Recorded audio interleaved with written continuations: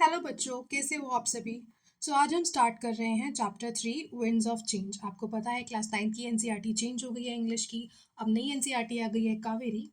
उसका chapter number 3 है winds of change. लेकिन स्टार्ट करने से पहले एक सिंपल सा थॉट। कभी सोचा है कि एक हाथ का पंखा कितना पुराना हो सकता है? चलो ये छोड़ो, ये बताओ क्या आपने कभी हाथ का पंखा देखा है? आई नो अभी क्या है, इन्वर्टर और जनरेटर्स का ज़माना आ गया है, तो बहुत रेयर ही किसी के घर में हाथ का पंखा देखने को मिलेगा। लेकिन अगर देखा है तो क्या कभी सोचा है कि ये कहाँ से आया, इसका ओरिजिनेट कैसे हुआ? ये जो हमारी आज की जो चैप्टर है वो वही है कि ये पंखा कैसे हमारा मॉडर्न डेज में आया, क्या इसकी हिस्ट्री है। चलिए देखते हैं हमारे पंखों के बारे में। हमारा चैप्टर स्टार्ट होता है यहाँ से। द वर्ड पंखा और पंख originates from the word पंख which means feather of a bird. यहाँ पर जो ऑथर है वो ये बता रहे हैं जो पंखा शब्द है वो आया है पंख से, जैसे कि मतलब बर्ड का फेदर। मतलब इंसान ने नेचर को ऑब्जर्व किया और वहीं से आइडिया डेवलप कर दिया। फेदर हवा देता है तो लोगों ने सोचा हम भी ऐसा कुछ बना सकते हैं और वहीं से आ गया हमारा पंखा। The pankha is used to refer to all fans, whereas the word pankhi denotes a small plumped fan used in ancient India. तो जो पंखा वर्ड है वो एक्चुअल में हर पंख को, सॉरी पंख नहीं, हर फैन को डिनोट करता है। लेकिन जो ये वर्ड है पंखी, वहाँ पे ऑथर बता रहे हैं कि जो पंखी है वो एक्चुअल में डिनोट करता है कि जो छोटे छोटे फेदर जैसा फैन यूज़ होता था उसे हम लोग पंखी कहते थे। पंखा कोई ये मॉडर्न इन्वेंशन नहीं है, ये हमारे कल्चर का बहुत पुराना हिस्सा है। Next, we have evidence of the existence and use of Panki in India can be found in Buddhist wall paintings at Ajanta. These wall paintings date back to 2nd century CE. Other representations of the Pankha can be found in embroidery work, sculptures and carvings.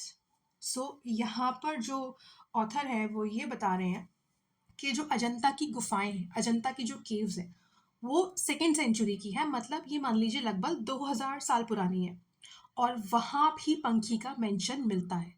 Imagine करो कितनी, कितनी नहीं, इतनी पुरानी history है simple सी चीज़ की। ये सिर्फ हवा देने का टूल नहीं है, ये एक्चुअल में देखा जाए तो क्या है, एक हिस्टोरिकल ऑब्जेक्ट है। Next, in ancient times, pankhas were used in temples to fan deities. They were also used in royal courts to fan kings. ये लाइन बोलता है, ये बहुत इंपॉर्टेंट लाइन है। ये बोला है कि पंखे जो है वो सिर्फ गर्मी के लिए यूज नहीं होते हैं कि गर्मी हो रही है तो अपने आप को हवा कर लो, नहीं। एक्चुअल में मंदिर में भगवान को पंखा जलाया जाता है, वो भगवान को रिस्पेक्ट के तौर पे। देन रॉयल कोर्ट्स में राजा को पंखा किया जाता है, वो ऑनर के लिए किया जाता है। मतलब पंखा एक सिंबल था डिग्निटी और स्टेटस का। इवन अगर आप कहीं गुरुद्वारे में जाएंगे तो आपको ये चीज़ देखने को मिल जाएगी। और अगर आपने कोई राजा महाराजा वाली मूवी देखी हो तो वहाँ तो आपने देखा ही होगा कि राजगद्दी के साइड में दो लोग खड़े होते हैं एकदम हाथी के कान जितना बड़ा पंखा लिए हुए। वहाँ पर भी आप ये चीज़ देख सकते हैं। Pankhas varied in size from a tiny 2-inch one to larger ones requiring a person's full arm strength to move them. यहाँ पर ये बोला गया है कि कुछ पंखे छोटे होते हैं, यानी जो बहुत सिंपल होता है यूज़ करने के लिए, लेकिन कुछ इतने बड़े होते हैं कि उन्हें चलाने के लिए पूरी की पूरी बाजू की ताकत लगती है। ये सिर्फ एक छोटी सी चीज़ नहीं थी, कभी कभी ये एफर्ट डिमांडिंग भी होती थी। एफर्ट डिमांडिंग तो बेसिकली आप देख ही सकते हो, मैंने बताया ना हाथी के कान जितने बड़े बड़े पंखे होते थे राजा के महल में। Over time, pankhas became significant cultural goods distributed through trade routes. They were considered exotic and stylish. Time के साथ साथ क्या हुआ, पंखा सिर्फ डेली यूज की चीज नहीं रहा, वो ट्रेड का हिस्सा बन गया, अलग अलग जगह पर बेचा जाने लगा, यानी वो एक कल्चरल प्रोडक्ट बन गया। Although there was substantial commonality in their use across India, different villages and towns developed their own varieties of traditional pankha. मतलब यूज सबका सेम, लेकिन हर जगह का पंखा अलग अलग। ये लाइन ये बताती है हमें कि जो बेसिक पर्पस था वो सेम था पंखा का, वो क्या था कि हवा देना, लेकिन हर रीजन ने अपना स्टाइल ऐड कर दिया।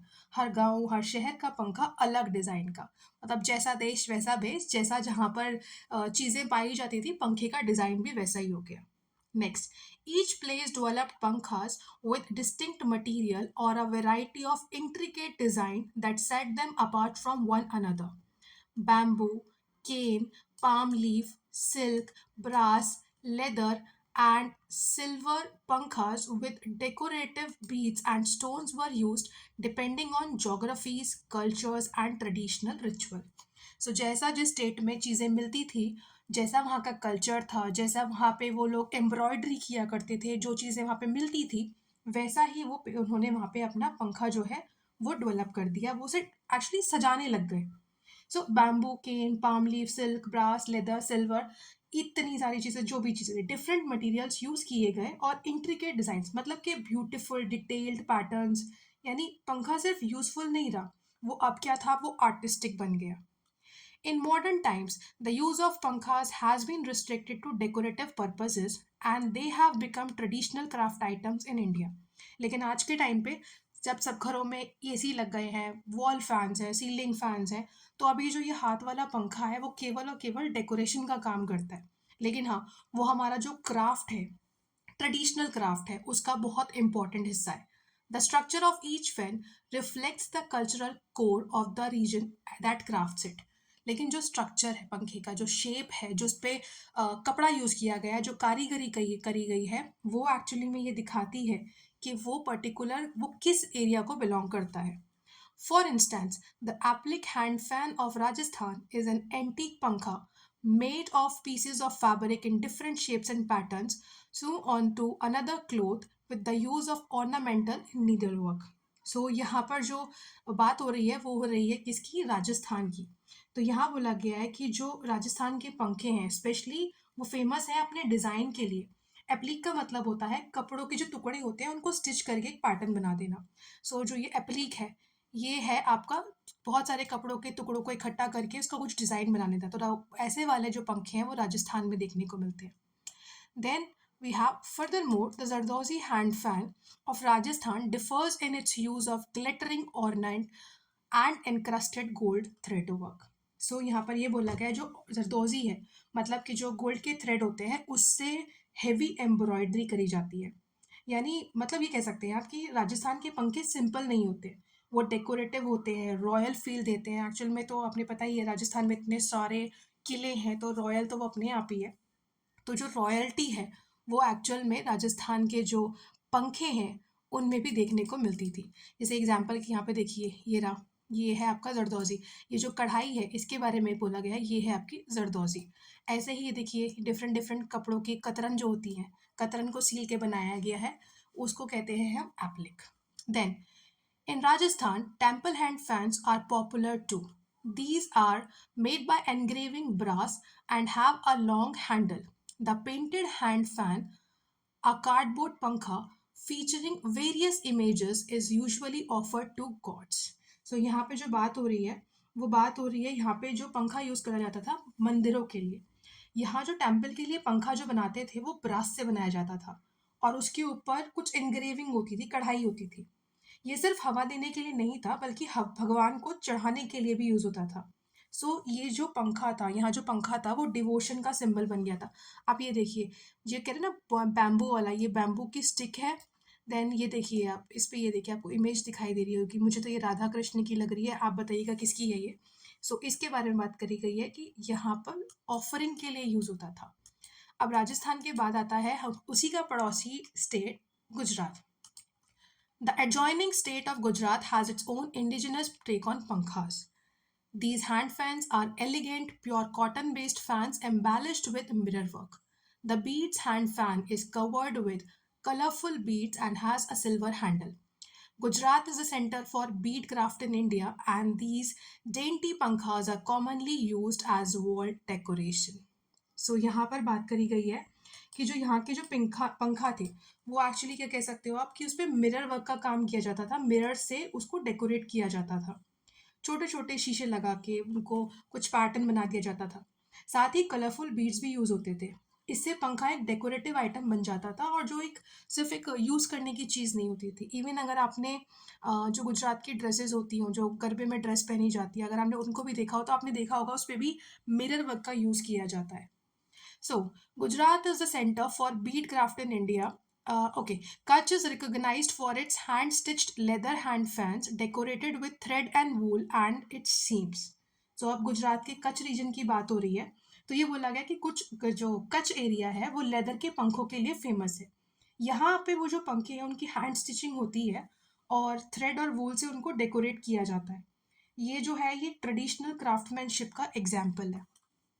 Gujarat industrious home-based women workers have worked tirelessly in the handicraft of pankha making to produce embroidered hand fans with traditional mirror work and cross-stitch embroidery in different shapes and size. So यहाँ पे बोला गया है कि ये बोला गया है यहाँ पर मतलब बहुत इंपॉर्टेंट लाइन है एक्चुअल में विमेन एम्पावरमेंट की। तो इसका मतलब है कि घर पर बैठी हुई जो महिलाएं हैं वो दिन रात मेहनत करके ये पंखे बनाती हैं। उनके लिए ये सिर्फ एक आर्ट नहीं है बल्कि उनके लिए ये एक लाइवलीहुड है। सो देखिए यहाँ पर ये मिरर वर्क जैसा आपने देखा होगा ना, मैंने बताया था अभी डांडिया की ड्रेस में, ये देखिए बीच में इन्होंने कांच लगा रखे हैं, ये रहा कांच, ये रहा मिरर, है ना। और ये है बीड्स हैंड फैन और ये है एम्ब्रॉयडर हैंड फैन। ये तीनों फैन जो हैं ये आपको क्या है, ये आपके गुजरात के हैं। सो यहाँ पर हमने कर लिया अपना राजस्थान कर लिया है, हमने देख लिए गुजरात के पंखे। अब चलते हैं हम आगे बंगाल की तरफ। Artisans in Bengal make delicate pankhas from the beautiful milky white spongy center of the sola. Okay तो यहाँ पर अब बात होती है किसकी, यहाँ बात होती है बंगाल के पंखों की। The palm leaf hand fans are locally referred to as taal patar पंखा.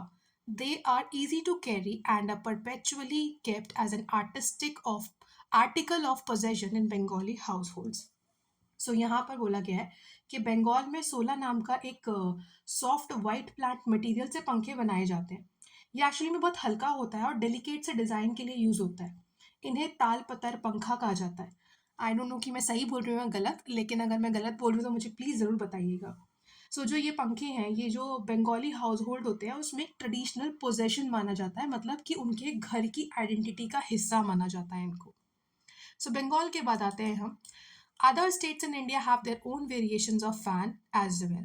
The furred hand fans of Uttar Pradesh are adorned with pure gold, silver, zari, silk and satin frills. So अब बात करते हैं उत्तर प्रदेश की। तो उत्तर प्रदेश के जो PHATH, I don't know what to pronounce it, लेकिन ये वाले पंखे जो होते हैं वो जरी, सिल्क और सैटिन से डेकोरेट होते हैं। इसमें गोल्ड और सिल्वर जरी का यूज़ होता है, यानी हर स्टेट अपना कल्चर के अकॉर्डिंग पंखे को डिज़ाइन करता है। देन अब हमारी बारी आती है, हमने राजस्थान देख लिया, गुजरात देख लिया, हमने बंगाल देख लिया, यूपी देख लिया। अब बात आती है हमारी उड़ीसा की। The large palm leaf fans of Orissa as well as Bihar's colourful and sturdy bamboo hand fans are all recognised across India due to their antiquity and rarity. So यहाँ पर बोला गया है कि जो उड़ीसा के बड़े पाम लीफ पंखे और बिहार के कलरफुल बैम्बू पंखे हैं वो भी पूरे देश में पहचाने जाते हैं। हर जगह एक कॉमन चीज़ यानी पंखा, लेकिन हर जगह अलग आइडेंटिटी। मतलब है तो पंखा लेकिन उसको बनाने का तरीका अलग, उसके नाम भी अलग। Next we have many tribes in India have adopted this handicraft to make their own versions of handheld fan. Materials such as grass and metals are embedded into the fans using bamboo sticks and grass. Cane and palm leaves are used with silk and brass, being reserved for antique pieces of these hand fans. The use of geometrical patterns in the white ink and the red background combinations have helped the tribes create multiple beautifully designed पंखास. सो अब यहाँ पर बात करी गई है हमारे tribal areas की। ये बोला गया है कि ट्राइबल कम्युनिटीज़ ने भी इस आर्ट को अडॉप्ट किया। उन्होंने क्या किया, उन्होंने ग्रास, केन, बैम्बू और मेटल का यूज़ करके पंखे बनाए। उनके डिज़ाइंस में ज्योमेट्रिकल पैटर्न्स होते थे और वो रेड और वाइट कलर कॉम्बिनेशन का यूज़ करते थे, वो हर जगह कॉमन होता था। इवन आज भी अगर आप देखेंगे तो जो ट्राइबल की जो मेनली जो उनकी ड्राइंग्स होती हैं या उनका जो भी डिज़ाइंस होते हैं वो हमेशा आपको ज़्यादातर एरिया में रेड एंड वाइट कलर में ही देखने को मिलेंगे। सो ये क्रिएटिविटी और कल्चरल डाइवर्सिटी को शो करता था। नाउ अब क्या होता है, with time and the advent of technology, yeah, by technology and innovative creations, the beautiful culture of pankhas runs the risk of slowly losing its presence among Indians. So क्या हुआ, अब आती है चैप्टर का सेंट्रल आइडिया। ये कहता है technology आई, electric fans, coolers, AC, और धीरे धीरे हाथ का पंखा यूज़ कम होने लगा। यही विंड्स ऑफ चेंज है। बदलाव की हवा ने ट्रेडिशन को अफेक्ट किया। Now, once made for personal use over time, this handicraft has transformed into a commercial business and now provides some form of livelihood to Indian artisans. So एक चीज़ जो कभी घर में बेसिक चीज़ों की तरह यूज़ होती थी, आजकल वो एक कमर्शियल बिजनेस बन गया है। सो जो इंडियन आर्टिसंस हैं उनको थोड़ा बहुत कुछ इसके थ्रू अपना पेट भरने लायक चीज़ें मिल जाती है। The slight increase in popularity and demand is significantly factored by the different versions of the पंखा being crafted. So यहाँ पर बोला गया है कि जो आर्टिजन्स हैं, ये बोल सकते हैं आप कि जो आर्टिजन्स हैं उनके लिए ये चीज़ थोड़ी सी नेगेटिव है। मतलब ये मान सकते हैं कि आज भी एग्जीबिशंस, वर्कशॉप और मार्केट्स के थ्रू ये क्राफ्ट जिंदा है, बाकी हम लोग उसको यूज़ नहीं करते हैं। आर्टिसंस जो है इससे अपना थोड़ा बहुत इनकम अर्न कर लेते हैं। सो पंखा जो है वो सिर्फ पास्ट का पार्ट नहीं है, वो प्रेजेंट में भी बहुत इम्पॉर्टेंट है। लेकिन हाँ, ये बोल रहा है इस लाइन में कि अगर थोड़ा सा उनकी पॉपुलैरिटी बढ़ाई जाए तो शायद हमें बहुत कुछ देखने को मिल जाएगा। Now, one of the first steps to preserve the essence of the craft is by celebrating pankhas and appreciating the culture, stories and artistry that this handicraft invokes. So हम इस चीज़ को प्रिजर्व कैसे कर सकते हैं? हम प्रिजर्व कर सकते हैं उसके बारे में बात करके, उसका जो हिस्ट्री है, उसका जो कल्चर है, उस पे जो वर्क किया गया है, उसके तारीफ करके, उसको सेलिब्रेट करके कि कितना उसको अप्रिशिएट करके कि कितनी वेराइटीज़ हैं हमारे यहाँ पे। This allow contemporary पंखा makers to demonstrate their craft and regain its popularity. जितनी डिमांड होगी, जितना हम लोग उनके बारे में जानेंगे, जो जो कंटेम्पररी जो पंखा है उसके बारे में जानेंगे, जो उनको बनाते हैं, जो कारीगर है बनाने वाले, उनको थोड़ी पॉपुलैरिटी मिल जाएगी। It also helps provide them with commercial platform to create a sustainable livelihood. तो जितना हम उनके बारे में चीज़ें जानेंगे, दूसरों को बताएंगे, ईगर होंगे, खरीदेंगे और आगे फैलाएंगे, तो क्या होगा, उनकी भी अर्निंग हो जाएगी, उनको एक कमर्शियल प्लेटफॉर्म मिल जाएगा। Initiatives such as Pankha making workshop, both within and outside handicraft exhibition, help spread awareness about the beauty and importance of this craft in India's culture. So last में जो author है वो ये बोलते हैं कि आज भी एग्जीबिशंस, वर्कशॉप्स और मार्केट्स के थ्रू ही इस क्राफ्ट को ज़िंदा रखा गया है, और इन्हीं वर्कशॉप या एग्जीबिशन से ही जो आर्टिस्ट हैं वो थोड़ी बहुत अपनी इनकम अर्न कर लेते हैं। लेकिन जो पंखा है, सो पंखा जो है वो पार्ट नहीं है पास्ट का हमारे, वो प्रेजेंट में भी इम्पॉर्टेंट है। सो बेसिकली बच्चा, इस चैप्टर का जो मेन मैसेज है वो ये है कि मॉडर्न होना गलत नहीं है, टेक्नोलॉजी यूज़ करना भी गलत नहीं है, लेकिन अपनी ट्रेडिशनल क्राफ्ट को इग्नोर कर देना, उसको कम्प्लीटली इग्नोर कर देना, ये शायद गलत है। एक सिंपल हाथ का पंखा हमें याद दिलाता है कि कल्चर और आइडेंटिटी छोटी चीज़ों में भी होती हैं।